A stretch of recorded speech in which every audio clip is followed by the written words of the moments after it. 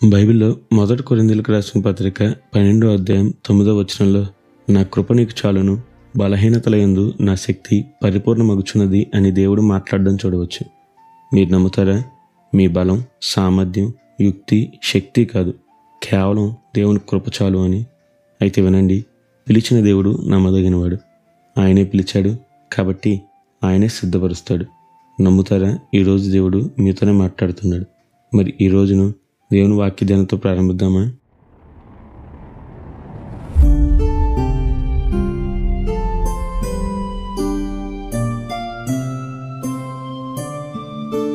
మనందరికీ ఒక ఉద్యోగం కొరకు జరిగే ఇంటర్వ్యూ గురించి బాగా తెలుసు.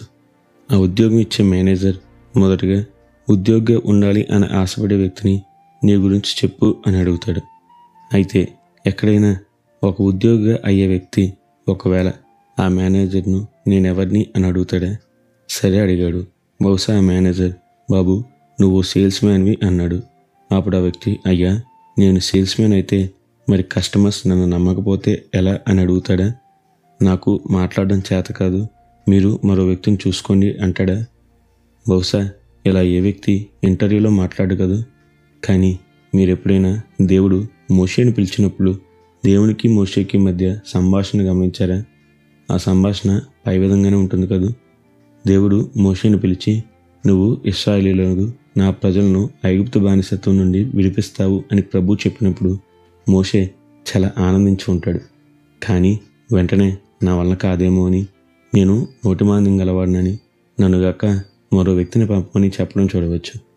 కానీ దేవుడు మోషే ప్రతి ప్రశ్నకు సమాధానం ఇచ్చాడు. తాను ఎన్నుకుంది మోషేనే కాబట్టి ఆ పని కోసం మోషేను సిద్ధం చేశాడు. ఆ తర్వాత జరిగిన కార్యాలన్నీ మనం నిర్గమాకాండంలో చూడవచ్చు. ఆహా, చూసారా దేవుడు చేసిన కార్యం? దేవుడు పిలిచినప్పుడు కాదు అనడానికి మనకు 10 కోట్ల కారణాలు ఉండవచ్చు. కానీ దేవుడు చెప్పే సమాధానం ఒక్కటే, నా కృప నీకు చాలు, బలహీనత యందే నా శక్తి పరిపూర్ణమవుతుంది. దేవునికి స్తోత్రం. మన దేవుడు ఎంత గొప్పవాడో కదూ. అవును, ఆయన దరిద్రులను పెంటకొప్పు మీద నుండి లేవనెత్తి సింహాసనంపై ఉంచుతాడు. బలహీనమైన మనల్ని ప్రేమించి తనకు మహిమ తెచ్చేవారిగా వాడుకుంటాడు.